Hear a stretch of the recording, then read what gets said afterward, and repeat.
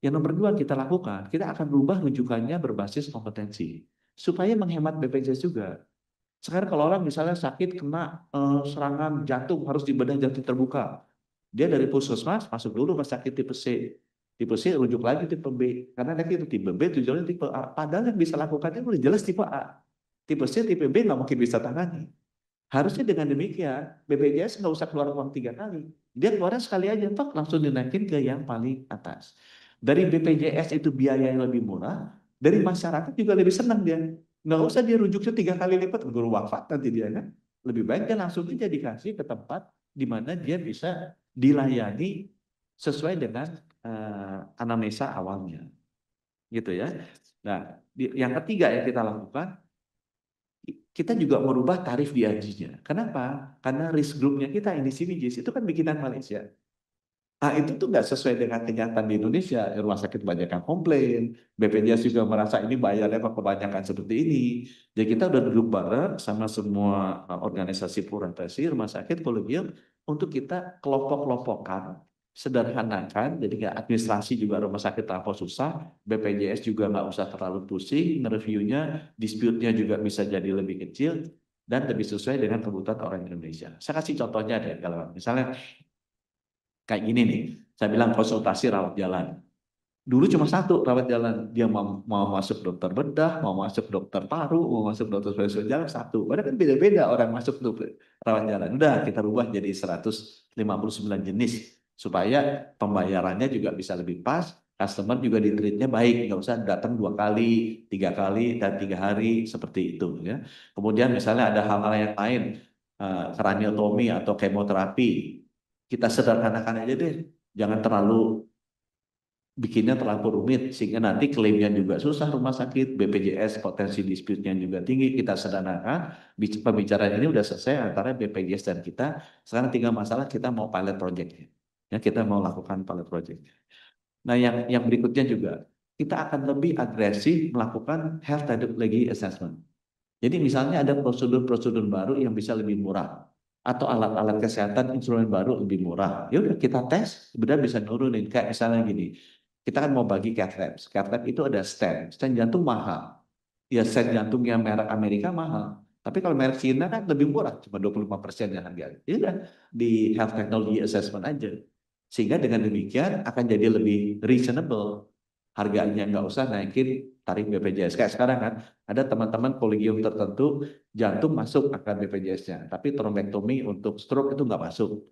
Mereka minta naikin dong tarif BPJS harus bayar lebih. Tapi saya bilang ini kan mirip jantung sama stroke. Kok jantung masuk, stroke nggak masuk? Ya, antara si trombektomi sama si pasang PCI nggak masuk. Oh ternyata yang Collegium Neuro masih mau pakainya merek Amerika saja. Sedangkan yang jantung sudah mau pakai merek Cina lebih murah. Isunya patient safety. Tapi kok jantung mau pakai, yang stroke nggak mau pakai. Harusnya kan jadi tanpa mengubah tarif BPJS, dia bisa menggunakan BMHP merek-merek yang nggak usah yang paling mahal untuk teman-teman BPJS. Karena udah terbukti juga dipakai dan sudah puluhan juta orang yang menggunakan. Apalagi yang kita lakukan untuk memastikan sustainability. Itu dengan cek kesehatan gratis. Karena dengan cek kesehatan gratis, Bapak Ibu coba di album berikutnya kita bisa lihat, misalnya next slide aja. Misalnya hipertensi. Bapak Ibu tahu tuh, kalau hipertensi itu didiemin 5 tahun, udah pasti bisa jadi stroke, bisa sakit jantung. Daripada BPJS bayar yang mahal dia pada saat stroke sama jantung, mendingan hipertensi dibeliin amlodipin aja suruh dia minum tiap hari. Sehingga itu akan menurunkan 3 sampai 5 tahun lagi prevalensi dari stroke sama jantung. Karena semua penyakit cardiovascular disease-nya dihandle-nya di puskesmas. Dan tangkap duluan, nggak usah ditunggu sampai 5 tahun keburu stroke jantung atau DM ini tempatnya dokter Dante. Ya udah kalau udah ada DM dikasih itu metformin duluan di sana atau captopril atau kandesaran dikasihnya di BPJ di puskesmas sehingga nggak usah nunggu ginjalnya rusak, cuci darah, udah lebih mahal BPJS atau nanti transplant ginjal kemudian lain sebagainya. Nah kita dengan adanya primary care ini diharapkan sustainability dari BPJS ke depannya itu akan jadi jauh lebih murah walaupun cakupannya jadi lebih banyak ya karena mereka lebih banyak didorong dirawatnya di tempat. Nah itu yang pertama Saya hanya mau masukin poin itu aja, tapi yang lainnya mungkin lebih banyak teman-teman dari JKN sama BPJS. Nah, yang nomor dua, kalau penghapusan tunggakan ini juga bukan bidangnya saya mungkin di sini diminta menyampaikan bahwa ternyata 51% jumlah penduduk udah dibayar pemerintah tuh. Jadi kalau misalnya ini terima kasih ke DPR juga bisa pakai ini, 51% penduduk kita yang bayar udah pemerintah iurannya. Cuma yang ada yang PBI berapa persen, kemudian yang PBBU Pemda berapa persen. Tapi 51% dari penduduk Indonesia iuran BPJS-nya itu sudah dibayarin oleh pemerintah.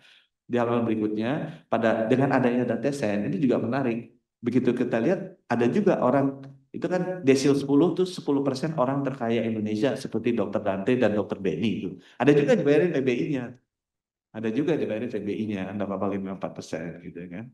Nah, itu kan dengan demikian ini data ini bagus untuk merapikan kalau ada penghapus bukuan, ada juga yang masih dihapus itu nomor 10, desil 9 itu kan pasti pendapatannya 100 juta sebulan ke atas itu ngapain sih dibayarin juga PBI-nya. Dengan ini crossing data ini dengan satu data Indonesia kalau. Nah, saya mungkin masuk yang nomor 3 ini bidangnya saya, Bapak Ibu. Ini tugasnya saya, bukan tugasnya BPJS untuk memenuhi UHC komponen nomor 1 bahwa akses itu harus ada. Nah, di sini kita bilang, even di layanan puskesmas aja, kita masih belum sempurna. Ini udah lumayan bagus, tapi tetap masih ada misalnya 1.175 puskesmas yang di atas 30.000. Gitu ya. Masih ada 268 puskesmas yang waktu tempuhnya lebih dari 2 jam. Itu kan harusnya nggak boleh, harus ditambah. Ya. Kemudian masih banyak yang rusak-rusak tuh banyak sekali ribuan, tapi yang rusak berat 111. Nah, ini kan yang harus kita perbaiki. Ya. Halaman berikutnya.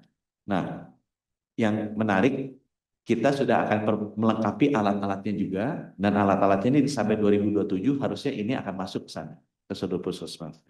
Di halaman selanjutnya, ini hanya cerita aja, kita sekarang dalam rangka finalisasi ngecek dengan seluruh puskesmas Indonesia, kurangnya apa alatnya, dan akan kita isi. Dan ini dalam 3 tahun ke depan, dengan proyek pinjaman Bank Dunia ini harusnya semuanya akan terisi. Dan beberapa alat-alat lab modern yang dibutuhkan untuk cek kesehatan gratis juga masuk ke sini. Halaman berikutnya, nah orangnya juga kurang. Jadi kita udah 80 tahun merdeka sama juga. Jadi untuk puskesmas itu ada standarnya. Standarnya bukan dibikin dari zamannya saya, mungkin 5 menteri sebelum saya. Lah. Sampai sekarang ya baru 61% yang lengkap. Yang lainnya nggak lengkap. Jadi sekarang saya ngomong sama Pemda, ngomong sama teman-teman Poltekkes daerah-daerah, ini harus dilengkapi. Karena kalau enggak, gimana kita bisa memberikan standar layanan? Orangnya nggak ada. Ya, kita nggak ada orangnya. Dokter gigi itu, terutama yang paling banyak kalau dokter gigi itu 2.700, karena masalah kita CKG banyak gigi kan. Kenapa? Karena dokter giginya kurangnya 2.700. Jadi nggak diperiksa juga giginya anak-anak, ya pasti bolong-bolong. Download Tribun X sekarang, menghadirkan lokal menjadi Indonesia.